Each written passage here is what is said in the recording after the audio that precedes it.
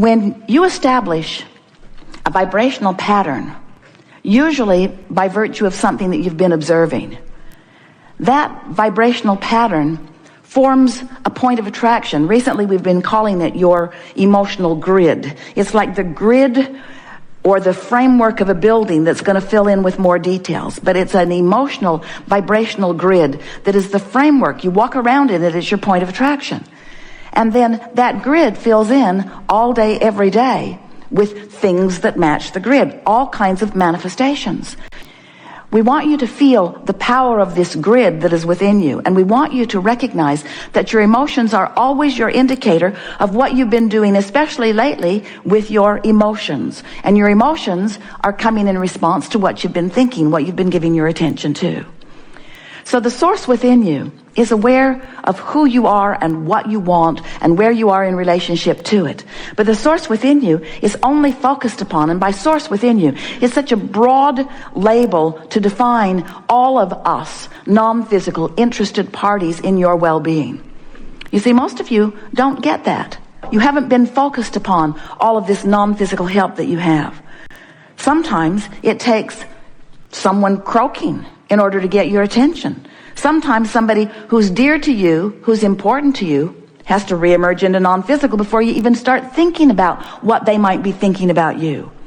But it's our promise to you that once you turn your attention to this non-physical group, isn't a big enough word, of non-physical interest, and you start paying attention to the way you feel and getting yourself as often as you can in vibrational vicinity so that you can hear the messages, so that you can read the clues. We're going to be talking today a lot about your grid filling in. Have you been hearing us? If you've been listening to us for a little while recently, we've been talking about the grid. Are you aware of it? Yes. Have you been listening to us for a while? Are you aware of the vortex? So the vortex is the vibrational, if you will, holding pattern, place is the wrong word, for the details of what you've been asking for. And you've been creating that vortex for a long time. And it stands as the potential manifestation for you. But most of it is still in vibrational form, ready to be manifested. It manifests when you are in a vibrational state that allows it to show itself to you in more than vibration.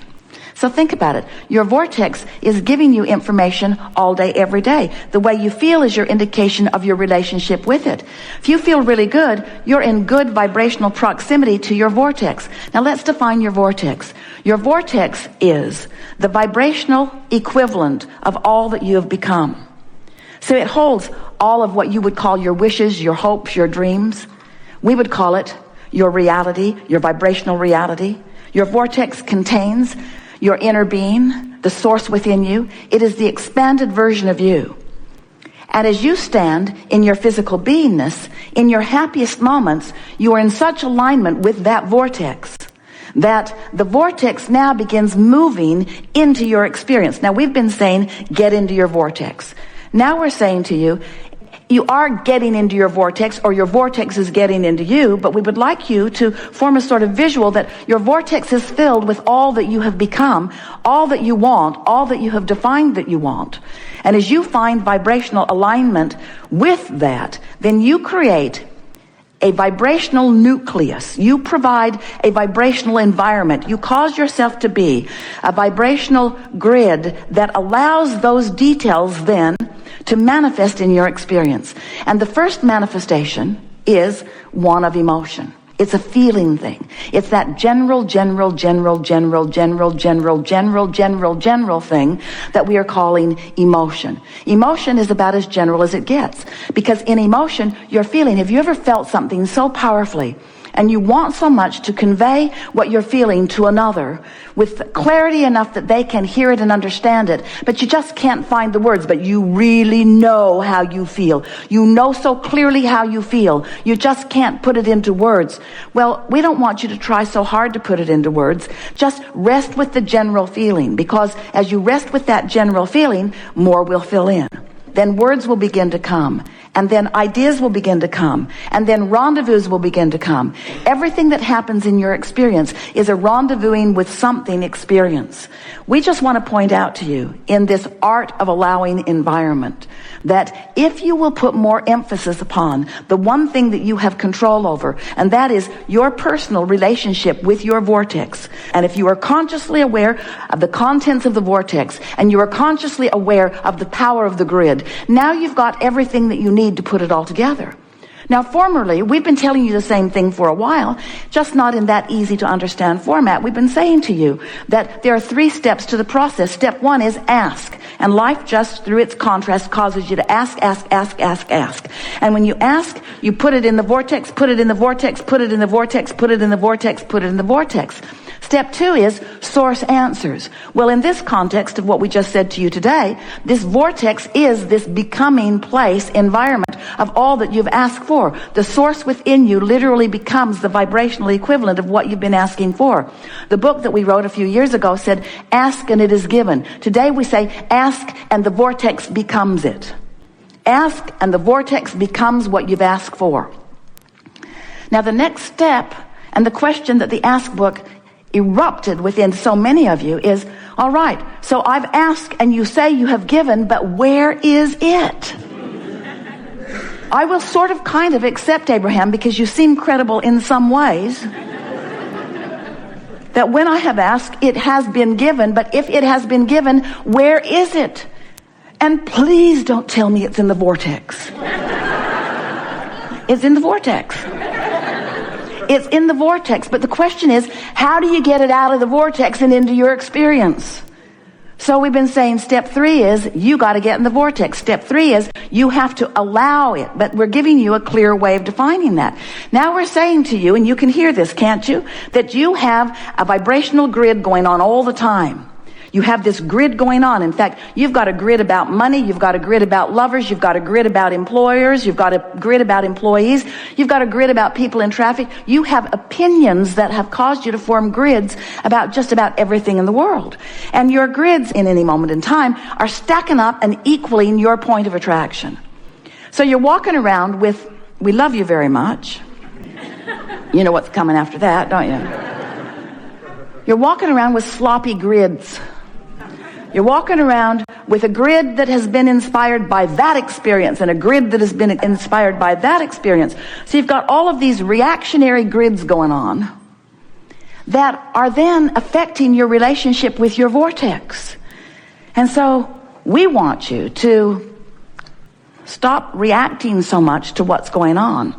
You may have, if you've been listening to us for a while, and some of you have, you may remember us saying to you that most people offer most of their vibration in response to what they're observing.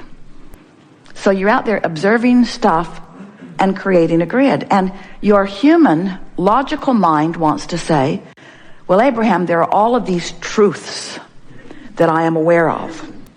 And isn't it prudent for me to observe and sift through and focus upon these truths? And we say, but can you hear the backward nature of that? What you're actually saying is, Abraham, there's stuff that people have got going on with their grids that is manifesting in a way that I can see it.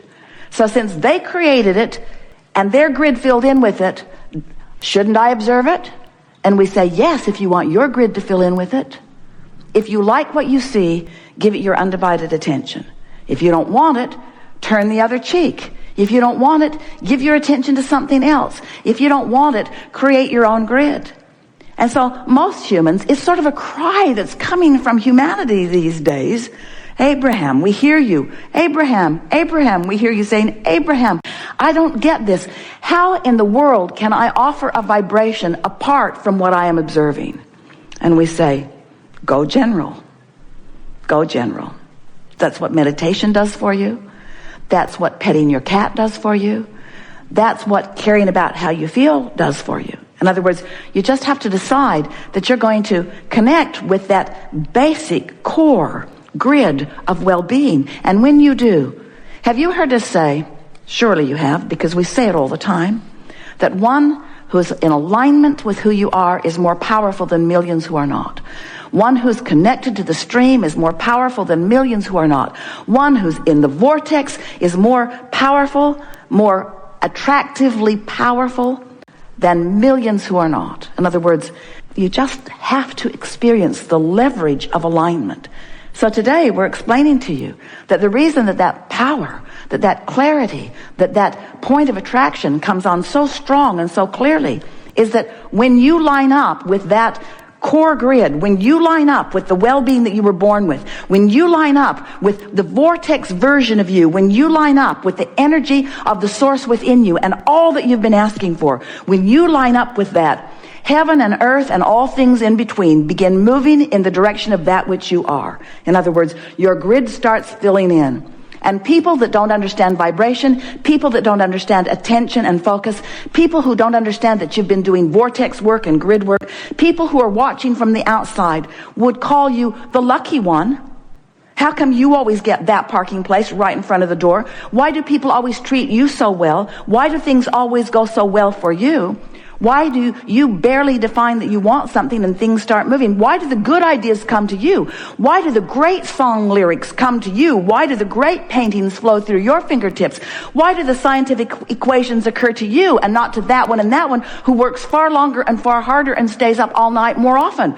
How come you seem lazy to me, they'll say.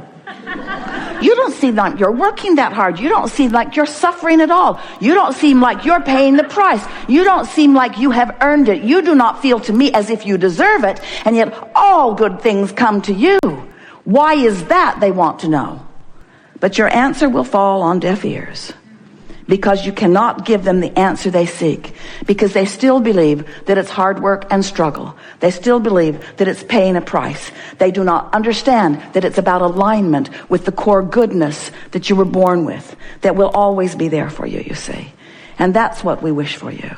When we talk about the art of allowing, we're talking about you finally figuring out a way to get your attention off of the things that are troubling and on the things that aren't. And in the beginning, that means there's going to be a lot of quiet time, because a lot of your grids are activated because you've been fussing over that and fussing over that and fussing over that and fussing over that and fussing over that. You got to stop fussing and start focusing on something really general. That was our favorite conversation of the day in the evolution of the subject of the grid, because the hunches that you get or the impulses that you get are the grid filling in. And it's really worth acknowledging that grids are going to fill in. They're going to fill in. And you want to be aware of which grid is filling in. Sometimes you can even trace it back to what you were doing or what you were thinking that got that grid going, can't you? Don't get carried away with trying to analyze your thoughts or try to remember everything that you've been thinking. But as you be sensitive to the way that you are feeling, as you are conscious of things occurring, impulses coming, as things happen, don't just consider them luck or coincidence in the way that so often you've thought of coincidence. Think of it as an incident that is co-creating, as a rendezvous that is occurring, as a law of attraction rendezvous that is coming in response to a vibration that you've got going on. It's such a wonderful thing to acknowledge that the things that are coming to you, that the people that you're talking with, that the things that they're saying, that the way the traffic flows, that the articles that you are reading, that every single thing that you are rendezvousing with, everything, right down to the last detail, is coming in response to the vibrational patterning over which you have complete control. And as you begin exercising it, you will restore yourself to your conscious awareness of the rightness of you, of the worthiness of you, of the bigness of you, of the grandness of you, of the fullness of you, of the wholeness of you, of the goodness of you, you see. These are the impulses that we so enjoy hinting, offering, radiating, emphasizing. And when something thrills you, it is our desire that you understand that it is our thrill that you are feeling. When you feel that love that just radiates right to the very center of that which you are, you've tapped into the love that we have for you. It's such a nice thing when you recognize